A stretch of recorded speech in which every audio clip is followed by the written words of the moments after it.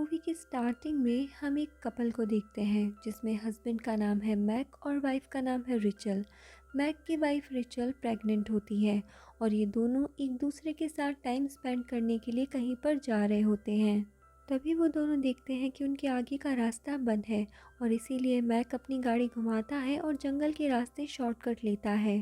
और इस रास्ते में उसे एक टूटी हुई नाव दिखाई देती है जिसको देखते ही उसका ध्यान भटक जाता है और इसी वजह से उसकी कार एक पेड़ में जाकर टकराती है। अब इस एक्सीडेंट में इन दोनों को तो कुछ भी नहीं होता, लेकिन इनकी कार बुरी तरह से टूट फूट जाती है। अब ये दोनों डिसाइड करते हैं कि मदद लाने के लिए यहाँ से ये पैदल आगे बढ़ेंगे और इसीलिए अब इस जंगल के रास्ते से ये लोग आगे बढ़ने लगते हैं। लेकिन क्योंकि रिचल प्रेग्नेंट है तो उसे चलने में तकलीफ होने लगती है। अब मैक एक पेड़ पर चढ़कर अपने फ़ोन के सिग्नल को पकड़ने की कोशिश करता है। अब वहाँ उसे सिग्नल तो नहीं मिलता, पर अपने से थोड़ी ही दूर पर उसे एक फार्म नज़र आता है। इसीलिए वो अपनी वाइफ को लेकर उस फार्म की तरफ जाने लगता है ताकि वहाँ से उसे किसी की मदद मिल सके। अब लगभग उस फार्म के नज़दीक आने पर उन्हें एक बोर्ड दिखाई देता है जिस पर लिखा होता है कि यहाँ से दूर रहें, ये एक प्राइवेट प्रॉपर्टी है। अब इस वार्निंग को पढ़ने के बावजूद भी मैक रिचल को लेकर वहाँ अंदर चला जाता है क्योंकि प्रेगनेंसी की वजह से रिचल की तबीयत काफ़ी ज़्यादा ख़राब हो रही थी। अब थोड़ी ही देर बाद वहाँ पर बॉब नाम का एक आदमी आता है और वो मैक से बदतमीज़ी से बात करता है। लेकिन जब बॉब देखता है कि रिचल प्रेग्नेंट है तो वो उससे काफ़ी पोलाइटली बात करता है और उससे पूछता है कि तुम्हारे पेट में जो बच्चा है वो लड़का है या लड़की, जिसके जवाब में रिचल उससे कहती है कि इसके पेट में लड़का है। अब उस आदमी के बदलते हुए बिहेव से मैक को काफ़ी अजीब लगता है, लेकिन क्या करे मैक बेचारा, वो भी मजबूर है। उसकी वाइफ की तबीयत ख़राब हो रही है इसलिए उसे हेल्प लेनी पड़ेगी और इसीलिए वो रिचल को लेकर उस आदमी की गाड़ी में बैठकर उसके साथ उसके घर पर जाने लगता है। अब ये लोग जब रास्ते से जा रहे होते हैं तो रिचल को एक लड़की दिखाई देती है और जब वो उस लड़की के बारे में मैक को बताती है तो मैक को वहाँ कोई नहीं दिखाई देता। अब जब वो बॉब के घर पहुंचते हैं तो वहां बॉब की बीवी एग्नेस और उसके दो बेटे उनका बहुत अच्छे से वेलकम करते हैं। इसके बाद एग्नेस उन्हें घर के अंदर लेके जाती है और उनको उनका कमरा दिखाती है और उनसे कहती है कि कल सुबह तक यहाँ मदद आ जाएगी। इसके बाद वो वहाँ से चली जाती है। अब एग्नेस के वहाँ से जाते ही रीचल मैक से कहती है कि इस फैमिली का बिहेवियर काफ़ी अजीब है और उनके दोनों बेटों को देखते हुए ऐसा नहीं लगता कि वो दोनों सगे भाई हैं। वहीं हम एग्नेस को देखते हैं जो अभी गई नहीं है बल्कि वहीं खड़ी होकर उन दोनों की बातें सुन रही है। अब ये लोग लंच पर मिलते हैं और एग्नेस अपने दोनों बेटों को ऐसे शो ऑफ करती है जैसे वो सगे भाई है और उसी के बेटे हैं। अब रिचल की नज़र अपने सामने रखी हुई एक फ़ोटो पर पड़ती है और इसीलिए वो एग्नेस से उसके बारे में पूछती है, जिसके जवाब में एग्नेस कहती है कि वो उसकी अडॉप्टेड बेटी है और वो गूंगी है क्योंकि उसके पिता ने बचपन में उसके साथ बहुत टॉर्चर किया और इसीलिए हम लोगों ने उसे अडॉप्ट कर लिया। अब रात में जब रिचल सो रही थी तो उसे एक भयानक सपना आता है और वो जाग जाती है और वो मैक को बताती है कि उसने अपने सपने में उस लड़की फेथ को देखा और उसे ये भी याद आ जाता है कि उसने कुछ दिनों पहले फेथ के गायब होने की खबर को न्यूज़पेपर में पढ़ा था और अब इन दोनों को यकीन हो जाता है कि फेथ इनकी कोई अडॉप्टेड बेटी नहीं है और ज़रूर इस फैमिली ने ही फेथ के साथ कुछ बुरा किया होगा। अब ये दोनों वहाँ पर काफ़ी डर जाते हैं और अभी के अभी यहाँ से जाने का फैसला करते हैं। अब ये लोग जब यहाँ से जा रहे थे तभी वहाँ पर बॉब आ जाता है, लेकिन हम देखते हैं कि बॉब इनसे कुछ भी नहीं कहता। लेकिन ये जब घर के बाहर पहुँचते हैं तो बॉब के दोनों बेटे इन पर गन पॉइंट कर देते हैं और इन दोनों को गन के पीछे से हिट करके बेहोश कर देते हैं। अब रीचल को जब होश आता है तो अपने आप को एक बिस्तर में बंधा पाती है और तभी उसे लीवर पेन भी होना शुरू हो जाता है और यहाँ पे एग्नेस उसे बताती है कि मैंने तुम्हारे खाने में एक दवाई मिला दी थी जिसकी वजह से तुम्हारी टाइम से पहले ही डिलीवरी हो जाएगी। अब दोस्तों यहाँ हमें पता चलता है कि इस फैमिली को रिचल में कोई इंटरेस्ट नहीं है, बल्कि उन्हें तो उसका बच्चा चाहिए। ये फैमिली एकदम से साइको है।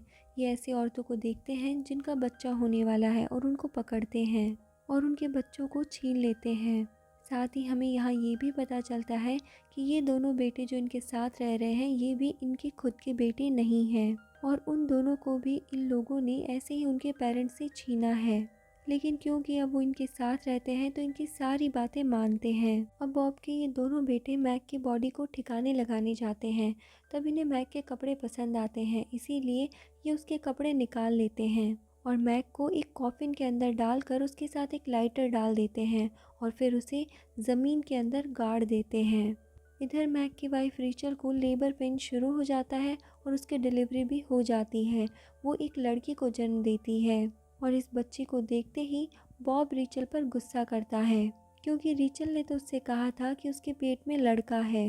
अब एग्नेस रिचल के बच्ची को अपने पास रख लेती है। रिचल को काफ़ी बुरा लगता है।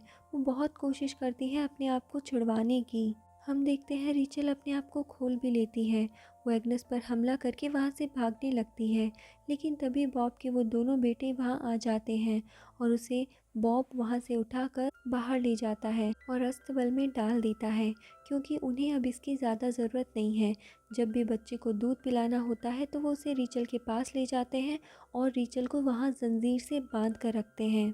अब हम फिर से मैक को देखते हैं, जिसे उस कॉफ़िन में होश आ गया था। वो देखता है उसके पास लाइटर है और वो कॉफ़िन के अंदर है। अब मैक बेचारा उस कॉफ़िन से निकलने की कोशिश करता है और सुबह होते होते वो इसमें कामयाब भी हो जाता है। अब वो अपनी इसी हालत में यानी बिना कपड़ों के ही जंगल में भागने लगता है और उसे कुछ आवाज़ें जंगल में सुनाई देती है, जिन्हें वो फॉलो करने लगता है और दो आदमियों के पास पहुंच जाता है। मैक उनको अपनी प्रॉब्लम के बारे में बताता है, लेकिन वो आदमी सोचते हैं कि मैक पागल है, इसीलिए वो मैक की बातों को ज़्यादा सीरियसली नहीं लेते, जिससे मैक को उन पर गुस्सा आता है और वो इनको हिट कर देता है।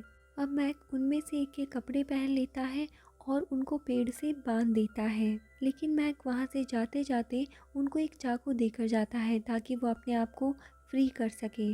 इधर रिचल को होश आता है और वो अपने सामने फेथ को देखती है। वो फेथ से हेल्प भी मांगती है, लेकिन फेथ चुपचाप वहाँ से चली जाती है। अब थोड़ी देर बाद बॉब के दोनों बेटे रिचल के पास आते हैं और उससे ज़बरदस्ती करने की कोशिश करते हैं, लेकिन तब तक वहाँ पर मैक भी आ चुका था। उसे भी अब फेथ दिखाई देती है और फेथ मैक को देखकर शेड की तरफ इशारा करती है, जिससे मैक समझ जाता है कि उसकी वाइफ उस शेड में है। अब मैक शेड के अंदर जाता है और बॉब के दोनों बेटों ल्यूक और डेविड को बहुत मारता है और उन्हें जान से मार डालता है। अब वो रिचल को फ्री करके वहाँ से ले जाने लगता है, लेकिन तभी वहाँ पर बॉब भी अपनी गन लेकर आ जाता है और यहाँ पर वो अपने दोनों ही बेटों को मरा हुआ देखकर बौखला जाता है और वो मैक के ऊपर गन से शूट कर देता है। अब मैक यहाँ रिचल को वहाँ से भाग जाने के लिए कहता है, लेकिन रिचल मैक को इस हालत में छोड़कर वहाँ से जाना नहीं चाहती थी। अब बॉब रिचल को भी पीछे से हिट करके बेहोश कर देता है। अब रिचल जब फिर से होश में आती है तो खुद को बंधा हुआ पाती है और उसके सामने फेथ भी एक जंजीर से बंधी हुई होती है और वो भी वहाँ से फ्री होने की कोशिश कर रही थी। अब रिचल भी उसकी मदद करती है। वो दोनों किसी तरह से वहाँ की दीवार को तोड़ते हुए निकल जाती है। अब रिचल उस घर के अंदर जाती है और अपनी बच्ची को ढूंढने लगती है। वहीं दूसरी तरफ हम बॉब और उसकी वाइफ को देखते हैं, जो अपने दोनों बेटों को दफन कर रहे थे। यहाँ एग्नेस काफ़ी दुखी थी, इसीलिए वो बॉब को अकेले ही घर जाने के लिए बोल देती है और बॉब अकेले ही घर जाता है। इधर घर के अंदर रिचल अपनी बेटी को लेकर भागने वाली थी, लेकिन तभी वहाँ पर बॉब आ जाता है और वो रिचल के ऊपर गन पॉइंट कर देता है। तो रिचल बॉब से कहती है कि मैं अपनी बेटी को बस दूध पिलाने के लिए यहाँ पर आई हूँ, इसे दूध पिलाकर मैं यहाँ से चली जाऊँगी। इसके बाद वो अपनी गन को नीचे रख देता है और रिचल तुरंत से एक चाकू से उस पर वार कर देती है और इस तरह से वो बॉब को जान से मार डालती है।